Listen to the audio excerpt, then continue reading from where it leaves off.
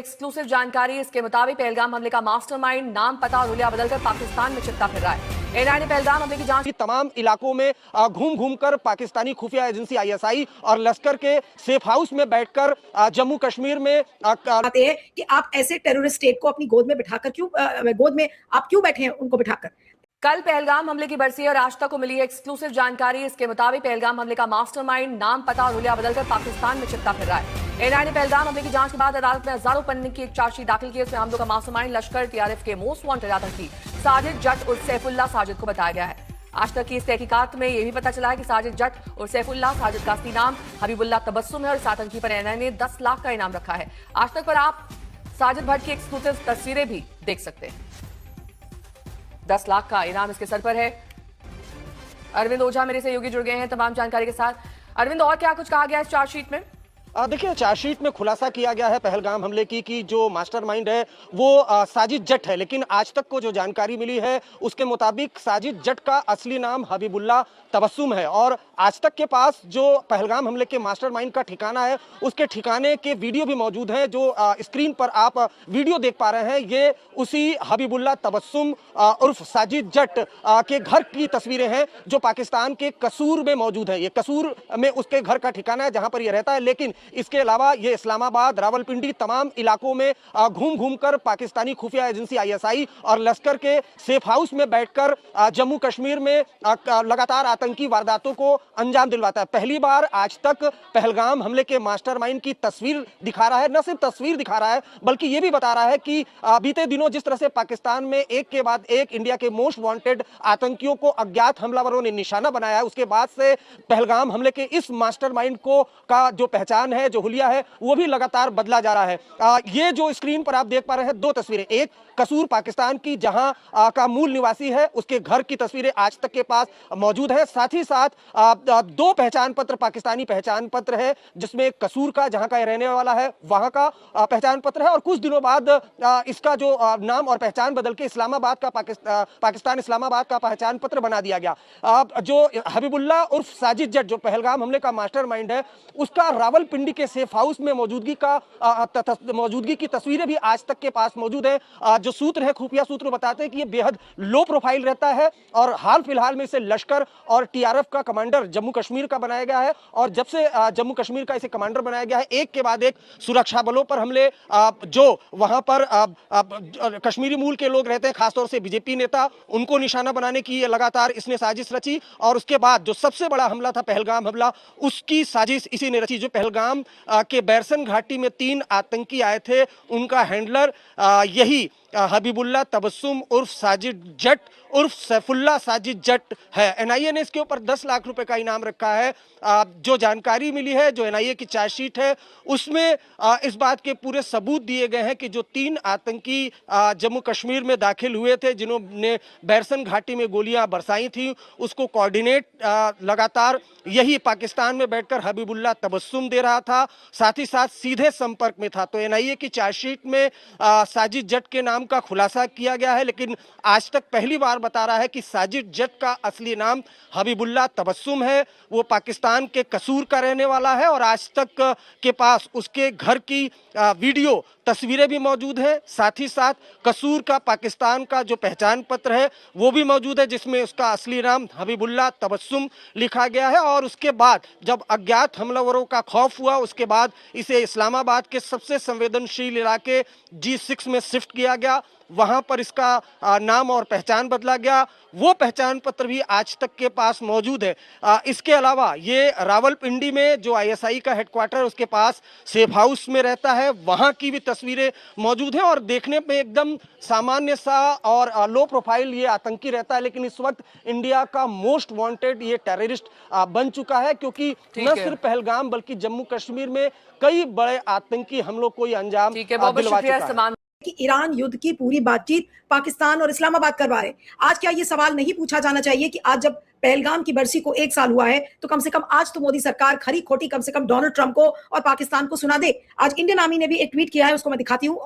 उन्होंने ऑपरेशन महादेव की तस्वीर लगाई है। लेकिन आज सवाल ये उठता है कि जिस पाकिस्तान के नाम से हमारा खून खौलता Oh है, my God. आज उस पाकिस्तान पर हम चुप क्यों हो गए हैं? ना हम डोनाल्ड ट्रंप से इस बात की शिकायत कर पाते हैं कि आप ऐसे टेररिस्ट स्टेट को अपनी गोद में बिठाकर गोद में आप क्यों बैठे हैं उनको बिठाकर। एक तरफ मोदी जी का ट्वीट जाता है श्रद्धांजलि देते हुए पहलगाम के आतंकी जो परिवार हैं, जो पीड़ित लोग हैं, और दूसरी तरफ डोनाल्ड ट्रंप ट्वीट करते हैं ईरान युद्ध के बहाने या ईरान सीज फायर के बहाने कि देखिए हमने आसिम मुनीर के कहने पर यह किया, शहबाज शरीफ के कहने पर यह किया। आज हमारे पहलगाम में मारे गए लोगों को क्या न्याय मिल गया? ऑपरेशन सिंदूर खत्म हो गया और क्या हमने न्याय कर दिया? मोदी जी ने उस समय कहा था कि हमारी रगों में सिंदूर बहता है। आज उन परिवारों से पूछिए कि क्या उनको न्याय मिला है?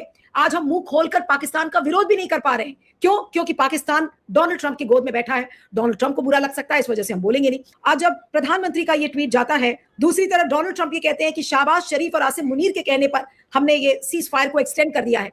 क्या लगता है कि क्या आज खून नहीं खोलता इस चीज को देखकर? अभी तो आपने देखा होगा, अभी तो ऑपरेशन सिंदूर जारी है, इसके खात्मे की तो कोई खबर आई नहीं है, आई है क्या?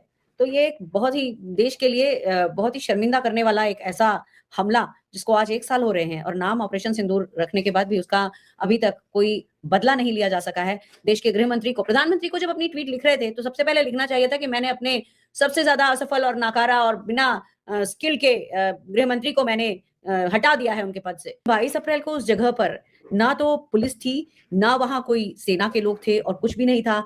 एक पूरा नैरेटिव गढ़ा गया। हमले के तुरंत बाद छत्तीसगढ़ बीजेपी ने एक ट्वीट किया था जो सबको याद होगा, उसमें लिखा था धर्म पूछ कर मारा। ये सारी चीजें आज खून तो उस बात से भी खौलता है कि प्रधानमंत्री ट्रंप के सामने कुछ नहीं कह पाते, एक बेबसी साफ दिखती है, लेकिन खून उस बात से भी खौलता है कि हमले के तुरंत थोड़ी देर के बाद एक इतना स्ट्रॉन्ग नैरेटिव वाला ट्वीट किया जाता है छत्तीसगढ़ बीजेपी की तरफ से। ये सारी बातें भारत के लोगों को भूलना नहीं है।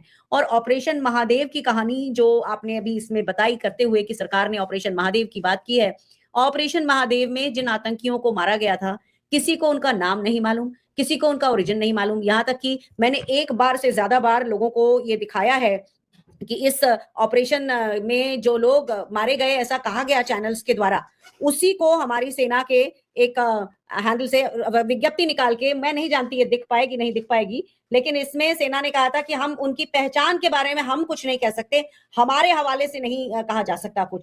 तो इस हमें भ्रम में नहीं आना चाहिए। आज भी उस सिंदूर का जो बदला था या उस सिंदूर का जो सम्मान था भारत की सरकार नहीं रख पाई है। तो ये भारत सरकार ने देश के नागरिकों को और हम सबको धोखा दिया है।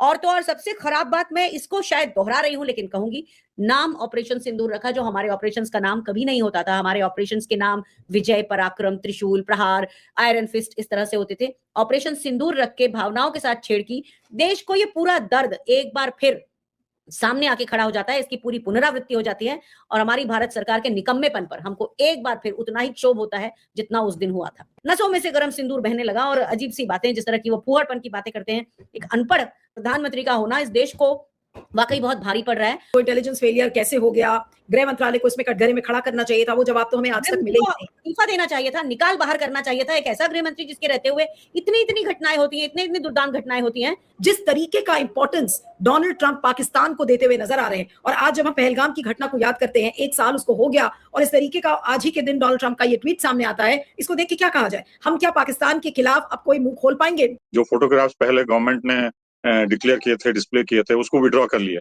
और अभी तक जो रियल कल्प्रिट्स हैं, जो ओरिजिनल कल्प्रिट्स जो बता रहे थे, उनको पकड़े नहीं है, ना कोई सजा हुई है और कोई कार्रवाई हुई है, और ना इंटेलिजेंस फेलियर के बारे में किसी को रिस्पॉन्सिबल होके अकाउंटेबिलिटी ली गई है।